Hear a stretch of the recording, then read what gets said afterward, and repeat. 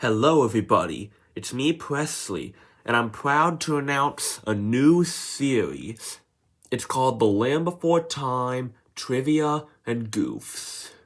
In this series, I'm going to go through all the movies in the Land Before Time series and tell you some trivia about them and some goofs in them. Now, in case you don't know, trivia is some fun facts about the movie, and goofs are what people refer to as mistakes people make in the movie. So, what better way to start this series than to do the original Land Before Time movie? Well, that's the one we're looking at tonight. So, without further ado, let's get started. Oh, wait, one more thing. I do not own The Land Before Time. It's owned by Universal Studios, and the trivia and goofs in this video are found by LBT Wikia. So without further ado, let's get started. This is the only Land Before Time film that is not a musical. That's because it doesn't have any songs in it, while all of the sequels do.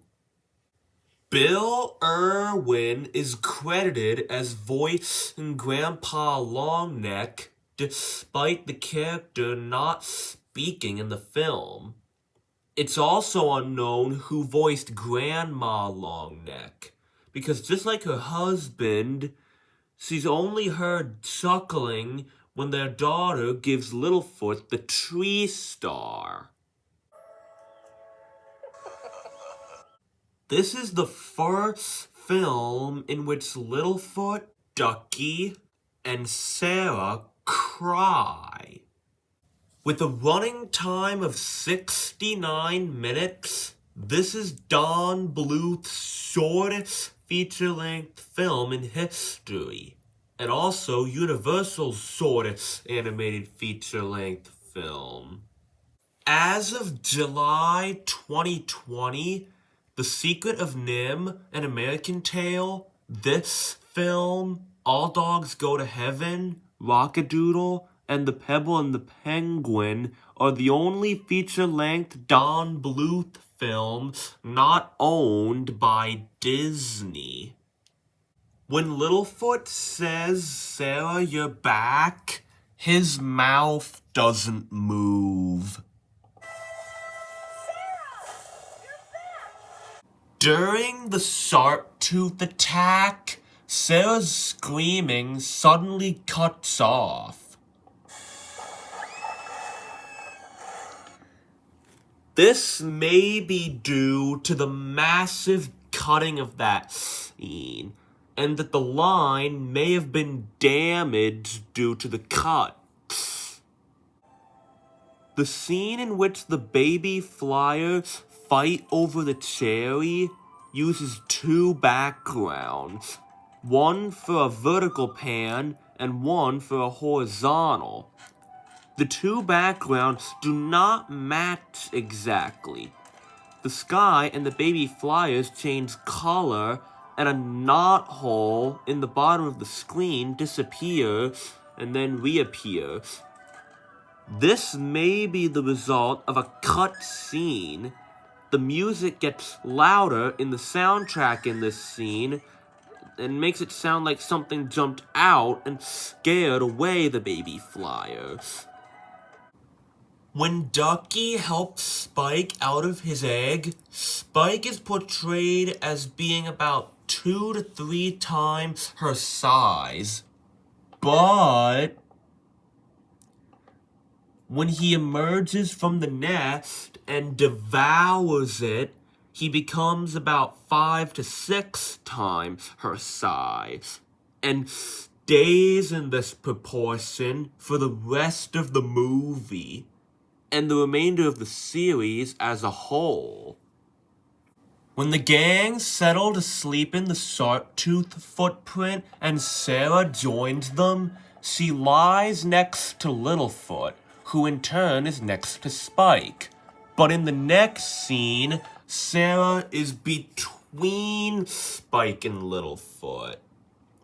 Although cut scenes have shown an in-between part where they move position slightly.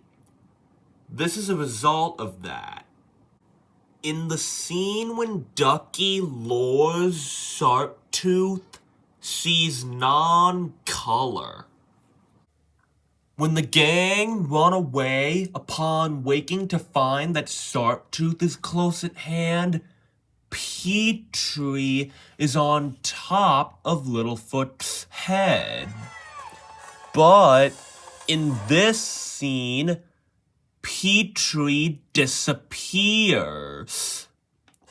But when Littlefoot runs into the crevice, he's back. But he disappears again, as he's not seen rolling down the hill with the gang.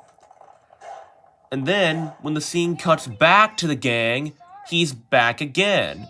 But in the next scene, both he and Ducky have disappeared. And now they're back. Throughout the movie, Littlefoot, Sarah, and Spike's eye colors appear to change. After the death of Sharptooth, Littlefoot is seen talking to his mother's spirit, but in the background, the rock that was pushed onto Sharptooth is back on the ledge. This is because this scene was part of the original ending of the movie. You see, Littlefoot was originally supposed to find the Great Valley on his own, and then he'd go back and rescue his friend, and then the Sharptooth death scene would happen. And then they'd find the Great Valley, they're reunited with their families, the end. So the reason why the rock is on the ledge is because this scene was originally supposed to be before the death scene. And because the film's ending was changed, but they didn't want to go through the whole process of reanimating, so they just used the animation they already had. And finally, when the sunbeam shines down on Littlefoot when he finds the Great Valley, he's non-color. And so, those are the goofs and trivia of the original Land Before Time. If there was something I missed, please put it in the comments. I hope you enjoyed this new series, and I'll see you next time.